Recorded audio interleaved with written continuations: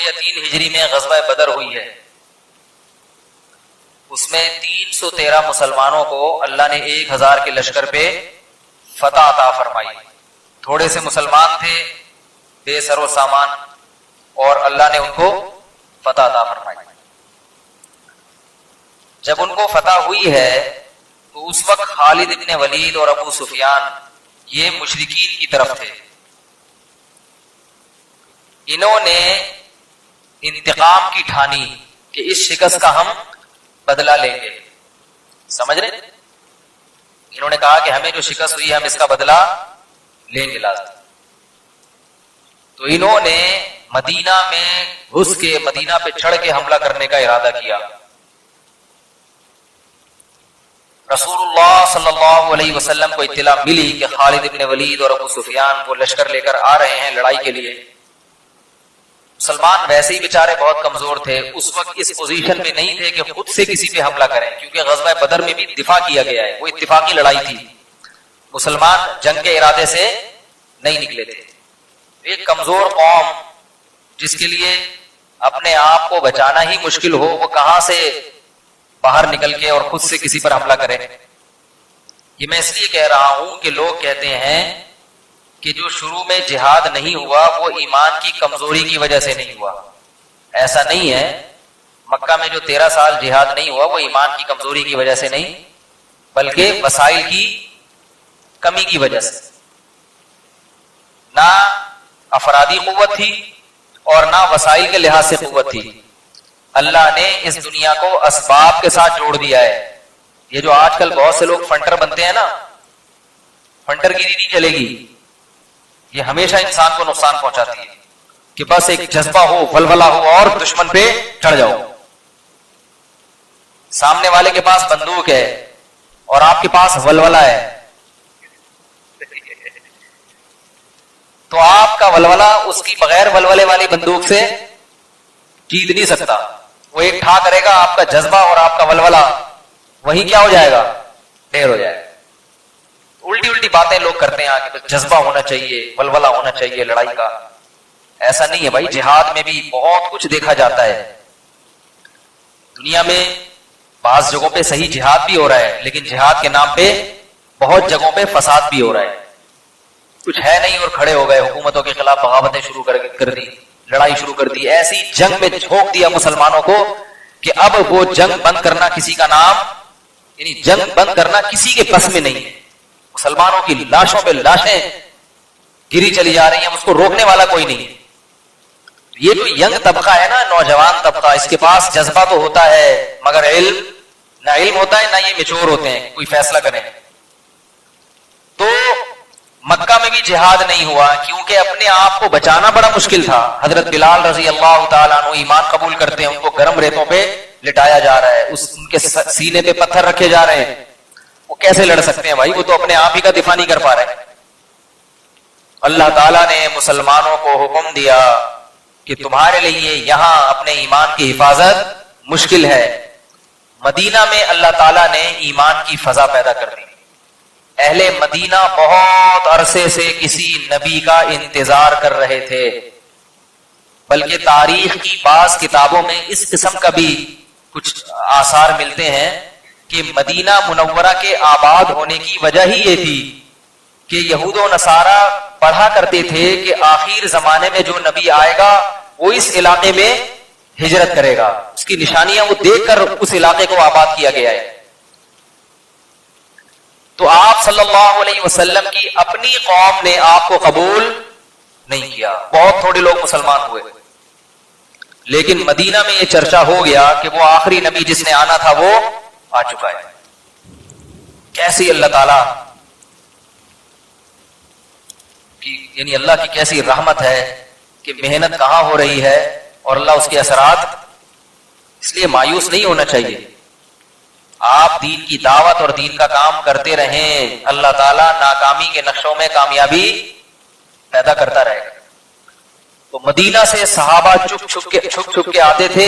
کتنا لمبا راستہ ہے، جو لوگ گئے ہیں وہ جانتے ہیں. مکہ سے مدینہ کتنا لمبا راستہ ہے، وہ کیسے پیدل طے کرتے ہوں گے یا کیسے اونٹوں پہ گھوڑوں پہ طے کرتے ہوں گے، عقل حیران ہو جاتی ہے اتنی شدید گرمی میں۔ وہاں سے میں تو جب جاتا ہوں نا، کبھی مکہ مدینہ جانا ہوتا ہے، اللہ بار بار لے کے جائے، میں یہی دیکھتا رہتا ہوں ان لوگوں کو راستے کیسے پتہ چلتے تھے، ہے بھائی ان کو کیسے پتا ہوتا تھا کہ یہاں سے ادھر جاؤ گے تو مدینہ آئے گا، ادھر جاؤ گے تو شام آئے گا، ادھر فلسطین ہے، پوری دنیا دیکھی ہوئی تھی، وہ لوگ جاتے تھے، سفر کرتے تھے۔ کیونکہ آپ جب لانگ روٹ پہ نکلتے ہیں، تھوڑے سے بھی آپ کا رخ چینج ہو گیا تو وہی بات ہو جائے گی جو میں اکثر، ایک آدمی ہے نا سمندر میں بٹھا کے اس کو لے گئے، گھما کے ساحل سمندر پہ اتار دیا، عمان جانا تھا اس نے، تو وہاں اٹھ کے پوچھ رہے لوگوں سے عمان کہاں ہے، وہ دوسرا کہتا پتہ نہیں میں تو خود قطر میں گھوم رہا ہوں یہاں پہ۔ سمندر میں جا کے تھوڑی سی ڈائریکشن دائیں بائیں ہوئی، کہیں گئے کہیں نکل گئے۔ ایسے ہی صحرا میں بھی ایسے ہی۔ تو صحابہ کرام آتے تھے اور آپ صلی اللہ علیہ وسلم سے بیعت کرتے تھے۔ کن باتوں پہ بیعت ہوتی تھی؟ بڑی زبردست باتیں ہیں وہ۔ تو آہستہ آہستہ مدینہ میں ماحول الحمدللہ بننا شروع ہو گیا۔ اللہ نے اپنے نبی کو حکم دیا کہ آپ اپنا علاقہ چھوڑ دیں اور مدینہ میں چلے جائیں، وہاں لوگ آپ کا استقبال کریں گے۔ تو یہ سب اسباب ہیں جو اللہ کے نبی اختیار کر رہے ہیں کہ بھئی یہاں اپنی جان بچانا مشکل، اب قتل کے در پہ ہو گئے ہیں، تو جان بچانے کے لیے اپنا علاقہ چھوڑو۔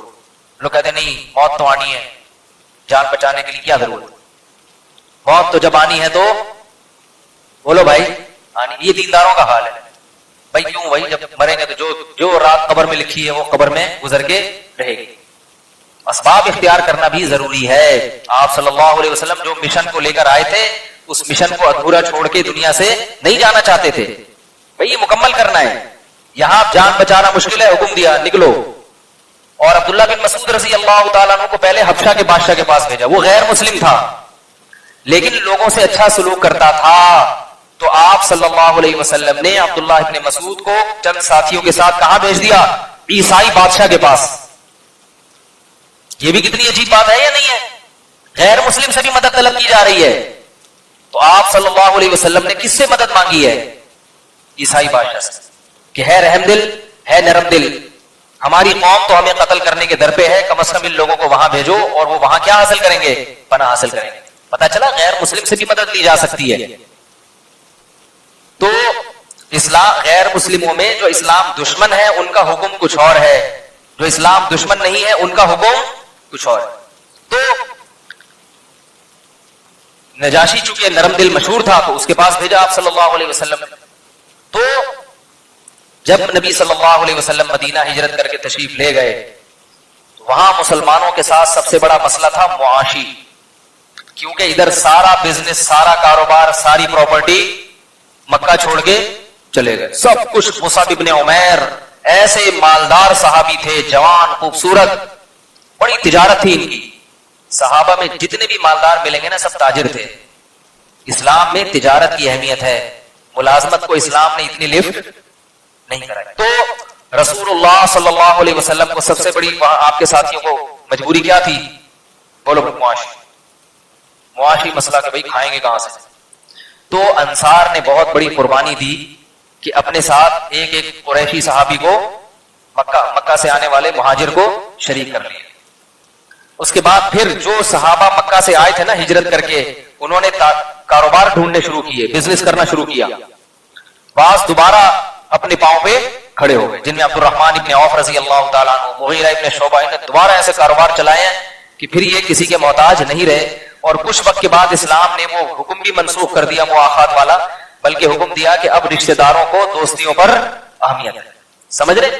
خیر، تو غزوہ بدر ایسے ہوئی تھی کہ کیونکہ یہ مدینہ میں لوگوں نے نکالا تھا، آپ کو ساری پراپرٹی چھین لی تھی، تو مسلمانوں کا حق بنتا تھا کہ اہل مدینہ سے اپنا حق، مکہ والوں نے نکالا تھا، ساری پراپرٹی چھین لی تھی، پورا مال اور اسباب چھین لیے تھے، جنگ ہو گئی تھی ان سے، تو مسلمانوں کے لیے جائز تھا کہ وہ ان کے قافلے پر شبخون مارے اور ان سے اسباب اور وسائل پہ قبضہ کریں۔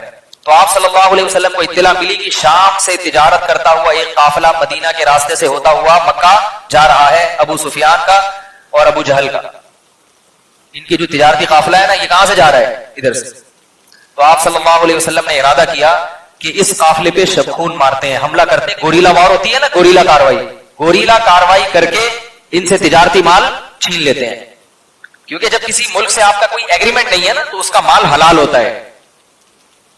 اس کی مثال ایسے جیسے بہت سے پاکستانی انڈیا میں گھس جاتے ہیں بغیر ویزا بغیر پاسپورٹ کے, تو وہاں کی گورنمنٹ آپ کو گرفتار بھی کرتی ہے اور بھیجتی ہے تو پورا کنگال کر کے, بعض دفعہ پیسے لے کے چھوڑتی ہے. اسی طرح کوئی انڈین بغیر پاسپورٹ ویزے کے پاکستان میں گھسے گا تو پھر ہم بھی اس کی پاجامہ پہنائیں گے, اتاریں گے نہیں بھائی. لیکن یہ حق, یعنی دنیا کا یہ قانون ہے, اس میں قتل بھی جائز ہوتا ہے. آپ نے دیکھا ہوگا پیرس بہت سے لوگ سلپ ہو جاتے ہیں غیر قانونی طریقے سے, تو وہاں جو بارڈر پہ فوجی کھڑے ہوئے ان کو گولی مار دیتے ہیں. یہ پوری دنیا کا ایک آج بھی لا ہے کہ آپ کسی ملک کا بارڈر اگر غیر قانونی طریقے سے کراس کریں گے تو پھر آپ نہ آپ کی جان محفوظ, نہ آپ کا مال محفوظ. سامنے والے کے لیے آپ کی جان بھی حلال اور آپ کا مال بھی حلال. تو یہ جو قانون جیسے آج ہے اس دور میں بھی تھا. چونکہ اہل مکہ سے جنگ تھی, کوئی معاہدہ کوئی ایگریمنٹ نہیں تھا, تو مسلمانوں کے لیے بالکل حلال تھا کہ کوئی قافلہ یہاں سے گزر رہا ہے تو اس پہ شبخون مارے, کیونکہ وہ کوئی معاہدے کے تحت کوئی ایگریمنٹ کے تحت تھوڑی گزر رہا ہے. تو آپ صلی اللہ علیہ وسلم نے ارادہ کیا اور 313 صحابہ کو لے کے چلے گئے, کیونکہ جنگ کا ارادہ نہیں تھا, ایک گوریلا وار کرنی تھی اور ان سے راشن وغیرہ اٹھانا تھا اور وہاں سے نکلنا تھا تاکہ مسلمانوں کی معاشی حالت بہتر ہو جائے. لیکن جب آپ صلی اللہ علیہ وسلم وہاں پہنچے ہیں قریب, تو یہ مخبری ہو گئی مشرکین مکہ کو.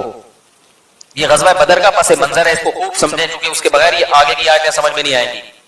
مخبری کس کو ہو گئی؟ مکہ میں رہنے والے غیر مسلموں کو, کافروں کے سردار کو. ابو سفیان بھی تھے جن میں خالد بن ولید بھی تھا. انہوں نے سوچا کہ ہم اپنے اس قافلے کی حفاظت کے لیے ایک بڑی فوج تیار کر کے بھیجتے ہیں. سمجھ رہے ہیں؟ تو انہوں نے 1000 کا لشکر بھرپور طریقے سے مسلح, گھوڑوں سے, اونٹوں سے لیس, وہ تیار کر کے بھیجا. اور ان کا خیال تھا, ان کو بلکہ پتا تھا کہ مسلمان بہت تھوڑے ہیں, مسلمانوں کو اطلاع تھوڑی تھی کہ ہمیں مخبری ہو جائے گی.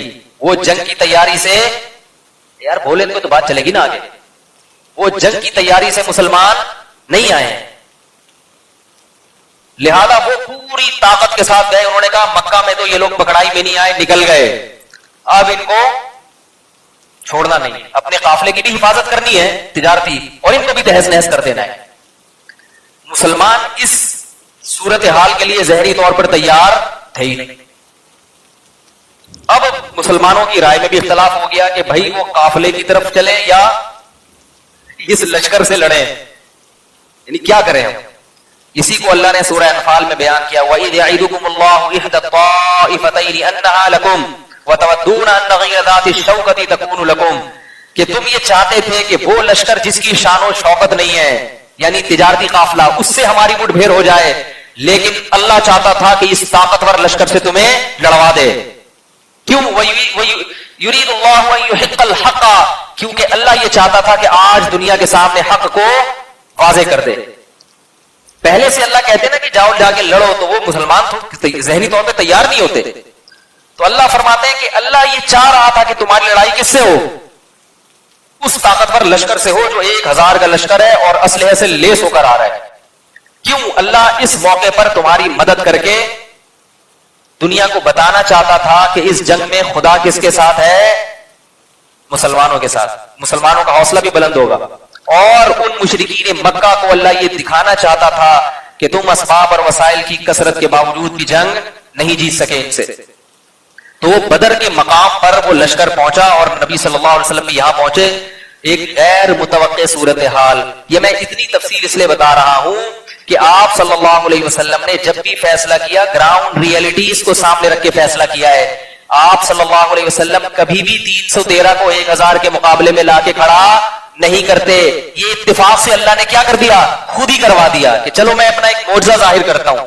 یہ اس لیے کہہ رہا ہوں کہ آج بھی لوگ غزوہ بدر کا حوالہ دیتے ہیں کہ یار جب 313 کو 1000 پہ بغیر اس کے شکست ہو سکتی ہے تو ہم فلسطین پہ اور امریکہ پہ اور جاپان پہ اور پاکستان پہ اور اسلام آباد پہ اور افغانستان اور چیچنیا اور پتہ نہیں کہاں کہاں, اس پہ ہم خلافت کا جھنڈا کیوں نہیں گاڑ سکتے.